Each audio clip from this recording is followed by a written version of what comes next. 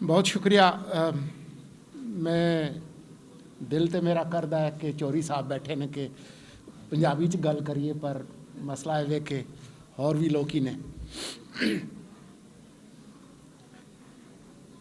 یہ جو سال ہے 2024 کا,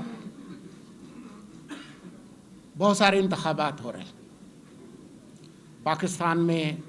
جمعرات 8 فروری 2024 کو, ایک ہفتے بعد انڈونیشیا میں ہو رہے ہیں. کچھ ملکوں میں ہو چکے ہیں, کچھ ملکوں میں ہوا چاہتے ہیں. امریکہ میں نومبر میں ہوں گے. تو یہ تو 2024 انتخابستان ہی لگتا ہے مجھے. جس موضوع پر ہم بات کرنے کے لیے آج سب لوگ اکٹھے ہیں, خاص طور پر ڈیجیٹل فرنٹیئر اور ڈیجیٹل ارینا کے جو چیلنجز ہیں وہ بہت بڑے ہیں. جب انٹرنیٹ آیا اور اس کے بعد پھر ویب 2.0 اور جو سوشل میڈیا ایپس آئیں, تو ہمارے بہت سارے جو دوست تھے ان کا خیال تھا کہ اب میڈیا سیٹھوں اور بڑی طاقتوں کے ہاتھوں سے نکل کر عوام تک جا رہا ہے, اور عوام جو ہے وہ مسلح ہوں گے. لیکن جس طریقے سے پچھلے چند سالوں میں اس ٹیکنالوجی کا ارتقاء ہوا ہے, artificial intelligence, deep fake, voice cloning اور جو مس انفارمیشن کے جو کارخانے جس طریقے سے لگے ہیں, اس نے آج دنیا میں جمہوریت کو جو خطرات اور آزادی اظہار اور آزادی صحافت کو جو خطرات جو درپیش ہیں, ان میں ایک بہت بڑا خطرہ بن کر سامنے آیا. ہم وہ ہٹلر کے زمانے کی پراپیگنڈے کی اور گوبلز کی باتیں تو کرتے تھے اور شاید آج بھی کرتے ہیں, لیکن اس نے ایک نئی لیول حاصل کر لی ہے. کچھ عرصہ پہلے آپ کو یاد ہوگا کہ جی وہ ٹرول فارمز ہوتے تھے. اب وہ ٹرول فارمز جو ہیں وہ بھی انسانوں کی ضرورت نہیں ہے. جو جنریٹو آرٹیفیشل انٹیلیجنس ہے اس کی وجہ سے اب یہ ممکن ہے کہ بہت کم پیسے میں آپ ایک مصنوعی ٹیکسٹ, مصنوعی آواز, مصنوعی تصاویر, مصنوعی ویڈیو آپ پیدا کر سکتے ہیں, اور یہ ایک بہت بڑا ہتھیار بن کر سامنے آیا ہے.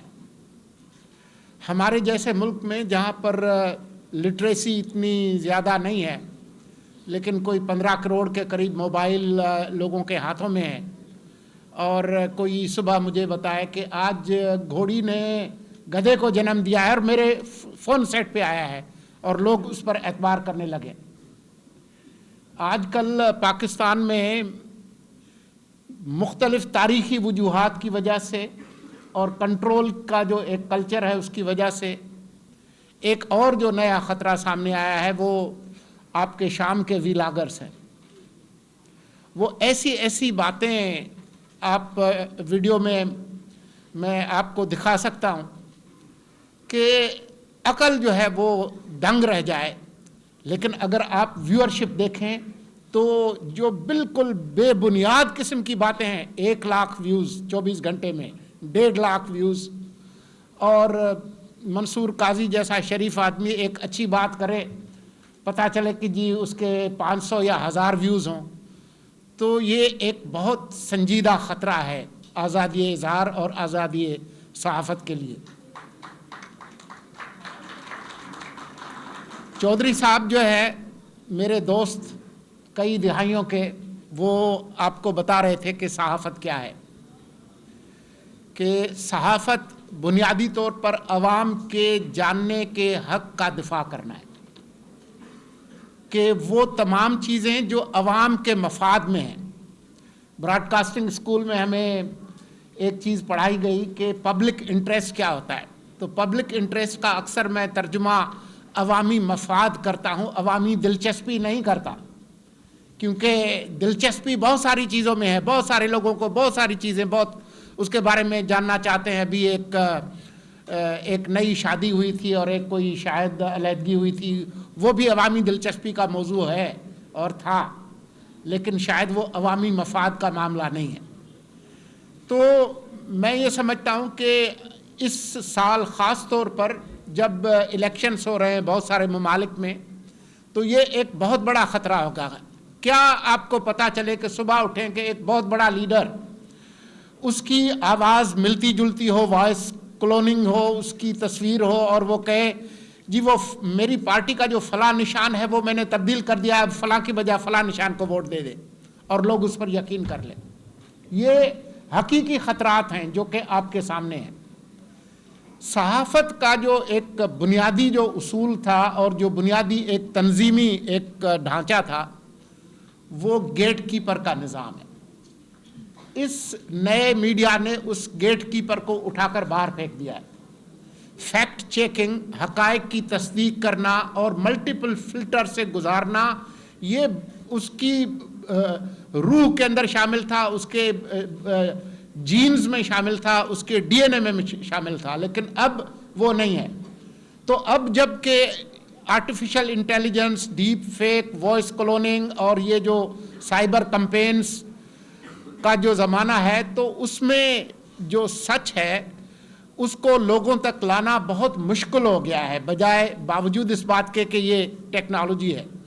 تو ضرورت اس بات کی ہے کہ جیسے آپ کا ادارہ ہے، school of media and communication studies ہیں اور یونیورسٹیز میں ہیں، آپ کو ویریفیکیشن لیبارٹریز بنانی پڑیں گی.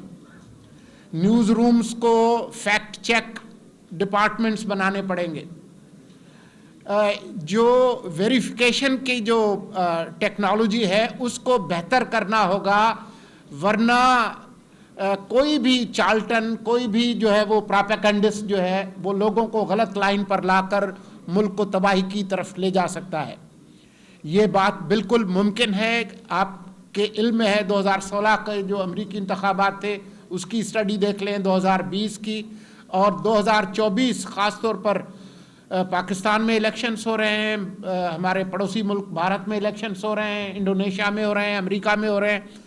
تو یہ سنگین خطرات ہیں آج کے ڈیجیٹل ارینا کے، اور میری خواہش یہ ہے اور چاہتا ہوں کہ آپ کی یونیورسٹی اور جو دوسری جو یونیورسٹیز ہیں اس پر توجہ دیں گی. میری گفتگو سننے کا شکریہ.